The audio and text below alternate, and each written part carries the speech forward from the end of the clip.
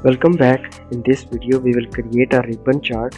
Basically ribbon chart क्यों बनाया जाता है या इसको बनाने की हमें ज़रूरत क्यों महसूस होती है। कोई भी सेल्स की ग्रोथ या किसी भी प्रोडक्ट की ग्रोथ या फिर वो प्रोडक्ट डेड हो चुका है उसको एनालाइज करने के लिए हम ये विजुअल क्रिएट करते हैं। और with the time frame if some products are moving up तो हम उसका बजट बढ़ा देते हैं या उस बेस के ऊपर कोई भी डिसीजन करते हैं। सो टाइम फ्रेम के अंदर जो भी ग्रोथ हो या फिर जो भी उसकी परफॉर्मेंस में कमी आए उसको शो करने के लिए ये रिबन चार्ट क्रिएट किया जाता है। ये बेसिकली कॉलम्स चार्ट के ऊपर एक ऐसी एक्सटेंशन है जो कि शो करती है कि टाइम के साथ कितनी मूवमेंट अप और कितनी मूवमेंट डाउन में आई है कम्प्लीटली प्रोडक्ट्स के अंदर। सो चलिए स्टार्ट करते हैं। हम अपने विजुअल पेन के अंदर आएंगे। ये हमें रेडीमेड एक ग्राफ मिलता है यहाँ पे रिबन चार्ट। यहाँ पे हम इसको क्लिक करेंगे तो ये चार्ट क्रिएट हो जाएगा। और अगर यहाँ पे आप देख सकें तो ये बेसिकली एक कॉलम चार्ट है और इसके ऊपर एक ऐसी एक्सटेंशन है जो कि शो करती है with the time frame how products are moving up and down. यहाँ पे राइट साइड पे हमेशा आपको पेन के अंदर जितनी भी सेटिंग्स है उस पर्टिकुलर विजुअल के डाटा के हवाले से वो आपको नज़र आती है। सो हमारे पास एक्स एक्सिस है जो कि टाइम लाइन शो करेगा कि किस टाइम लाइन के ऊपर हम डेटा शो कर रहे हैं, मंथ के ऊपर, ईयर के ऊपर, डे के ऊपर या फिर क्वार्टर के ऊपर। So it's up to you whether you are creating quarterly report, yearly report और daily report, it's up to you. Okay, उसके बाद वाई एक्सिस है जिसके अंदर हमेशा वैल्यूज़ शो हम करवाते हैं, कैलकुलेटेड वैल्यूज़ हो या फिर आपके सम कैलकुलेशन हो तो वो यहाँ पे हम शो करवाते हैं। इसके बाद एक बहुत इंपॉर्टेंट फील्ड है जिसके बगैर आप रिबन चार्ट नहीं क्रिएट कर सकते, वो है लेजेंड। कि आप किन किन लेजेंड्स के ऊपर इस डेटा को आप एनालाइज करना चाहते हैं। सो चलिए स्टार्ट करते हैं। यहाँ पे हमारे पास ऑर्डर डेट है जो कि हम एक्स एक्सिस में ड्रॉप करेंगे और जहाँ पे हमें ईयरली चाहिए। So we will remove quarter, month and day options.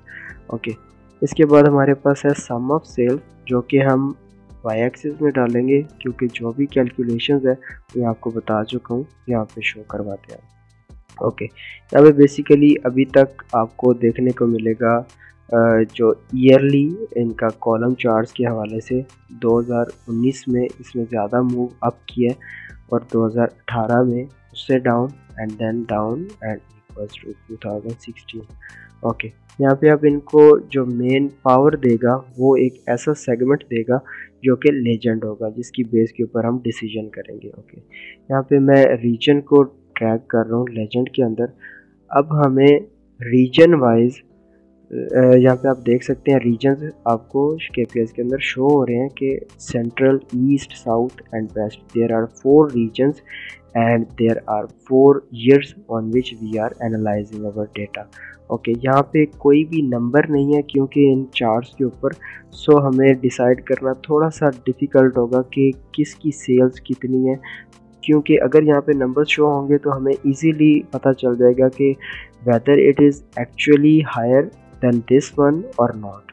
Okay, इसके लिए हमें डेटा लेबल्स में जाके अपने डेटा के लेबल्स को एक्टिव करना पड़ेगा जो कि फॉर्मेट पेन में हम आएंगे और यहाँ पे हमें मिलता है डेटा लेबल का एक ऑप्शन जिसको हम ऑन करेंगे और यहाँ पे ये मिलियंस में हमें शो करवा रहा है। और अगर हम इसको यहाँ से इसकी जो वैल्यूज़ हैं, इनके जो यूनिट्स हैं, इनको अगर हम थाउजेंड्स में करते हैं that will make more sense. So क्योंकि ये डेटा ज़्यादा मिलियंस में नहीं है, ये ज़्यादा लैक्स में है, तो हम इसको इसी फॉर्मेट में शो करवाएंगे ताकि ये हमारे लिए अंडरस्टैंडेबल हो। और इसको हम इस डेटा को थोड़ा सा बड़ा कर लेंगे, इसके फॉन्ट साइज़ को, ताकि हमें देखने में आसानी हो। ओके, यहाँ पे ये जो रीजन है ऑरेंज कलर में, ये बेसिकली साउथ रीजन है और यहाँ पे ये 2016 में सेकंड नंबर पे था and then it move down and down and down. So 3 years तक ये डाउन ही जाता गया है। ओके, यहाँ पे अगर मैं होवर करूँ तो मेरी टूल टिप के अंदर सारी जितनी भी इंफॉर्मेशन है जो कि मैं यहाँ पे ट्रैक कर चुका हूँ वो शो हो रही है। ओके, अब यहाँ पे हम जो फर्स्ट नंबर पे रीजन देख रहे हैं वेस्ट रीजन, इसकी टॉप सेलिंग वैल्यू आ रही है 250.13 के।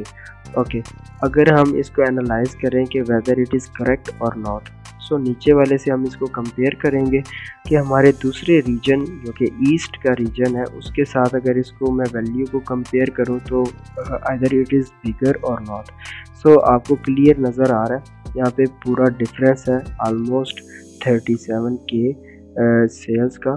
तो यहाँ पे ये बिल्कुल करेक्ट डाटा शो करवा रहा है। और इसके बाद हमारे पास जो रीजन है वो सेंट्रल रीजन है और इसकी 147.1 के वैल्यूज शो करवा रहा है 2019 के अंदर। तो ये इस डेटा की बेस के ऊपर इस चार्ट को डिज़ाइन कर देता है खुद ब खुद हमारा रिबन चार्ट, और हमारी वैल्यूज़ को एक्यूरेटली शो करवा देता है। अगर आप किसी स्टेक होल्डर को या फिर किसी एंड यूज़र को शो कर रहे हैं या प्रेजेंट कर रहे हैं अपना data, whether you have data of last 5 years, so you can make this sort of chart for the yearly based data. If you have some months data, so आपको एक उन मंथ्स के हवाले से डेटा को विजुअलाइज करवाना होगा।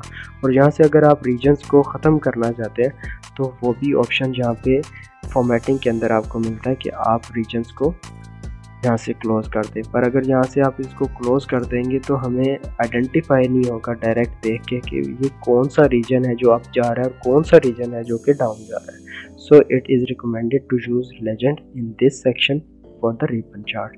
That's all for this video. I'll see you in the next video. Till then, keep learning and keep exploring.